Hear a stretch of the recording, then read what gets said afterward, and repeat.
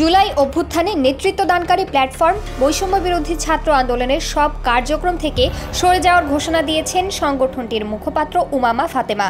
শনিবার 28 জুন নিজের verified Facebook পেজে দেওয়া এক দীর্ঘ পোস্টে তিনি এই সিদ্ধান্তের কথা জানান। পোস্টে তিনি সংগঠনটির বিরুদ্ধে নানা অনিয়ম, অনৈতিকতা ও বিশৃঙ্খলার অভিযোগও তোলেন। উমামা ফাতেমা পোস্টে লেখেন, বৈষম্য বিরোধী ছাত্র আন্দোলনের একটি কেন্দ্রীয় কাউন্সিল হয়েছে গত পরশু। বৈষম্য বিরোধী ছাত্র আন্দোলনের সাথে আমার আনুষ্ঠানিক যাত্রা এখানেই শেষ হলো। এনসিপি নামক রাজনৈতিক দলটি গঠনের পর আমি জুলাইয়ের অসমাপ্ত কাজগুলো করার দায়বদ্ধতা থেকে এই ব্যানার নিয়ে কাজ করার সিদ্ধান্ত নেই।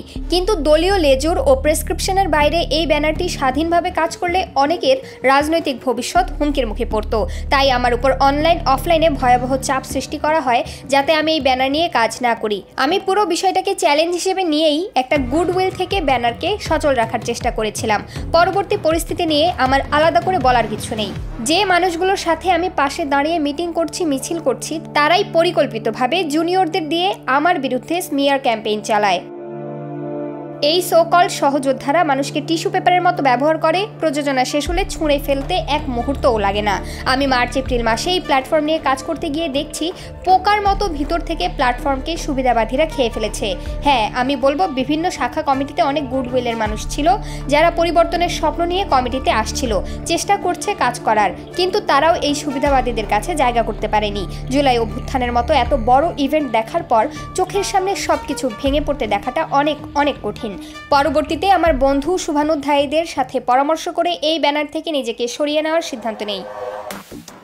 রাজনৈতিকভাবে ভাবলে পদত্যাগ করে আসাটা সব থেকে সহজ, কিন্তু আমি তো মানুষ, অনেক কঠিন অভ্যুত্থানের কারণে পারি নাই। আমি এই প্ল্যাটফর্মে তো দেশ সংস্কার করতে আসছিলাম, কাঁদা ছোড়াছুড়ি করতে তো আসি নাই এখানে।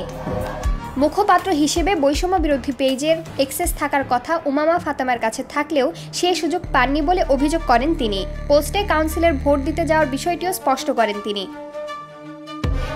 হতাশা প্রকাশ করে উমামা ফাতেমা বলেন, সংগঠনের নতুন কমিটিও একই স্বেচ্ছাচারিতা, স্ট্যান্ডবাজি, ভাই ব্রাদার কোরামের খেলা খেলছে।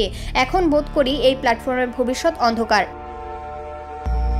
প্ল্যাটফর্ম থেকে সকল ধরনের সমর্থন ও কাউন্সিলে প্রদত্ত ভোট প্রত্যাহার করে উমামা ফাতেমা বলেন, আমি অত্যন্ত অশান্তিতে আছি। অভ্যুত্থান যেমন স্বপ্ন দেখিয়েছে, গোষ্ঠী স্বার্থে এই প্ল্যাটফর্ম একইভাবে বহু মানুষের স্বপ্ন ও সময় নষ্ট করছে। আমি অভ্যুত্থানের স্বপ্নকে রক্ষার জন্য এই প্ল্যাটফর্মে গিয়েছিলাম। প্ল্যাটফর্মে যাওয়ার আগে আমাকে প্রতিশ্রুতি দেওয়া হয়েছিল আমি স্বাধীনভাবে কাজ করতে পারবো, কিন্তু প্ল্যাটফর্মের মুখপাত্র হিসেবে যাওয়ার পরই টের পাই সংস্কার, জুলাই, শহীদ, আহত এসব মুখের বুলি মাত্র। শুধু আমি না, অনেক ছাত্ররাই পরিবর্তনের স্বপ্ন নিয়ে প্ল্যাটফর্মের সঙ্গে যুক্ত হয়েছিল। সবার সাথে শুধু ছলনা করা হয়েছে। প্রমা কান্তা কোয়েল, বার্তা 24।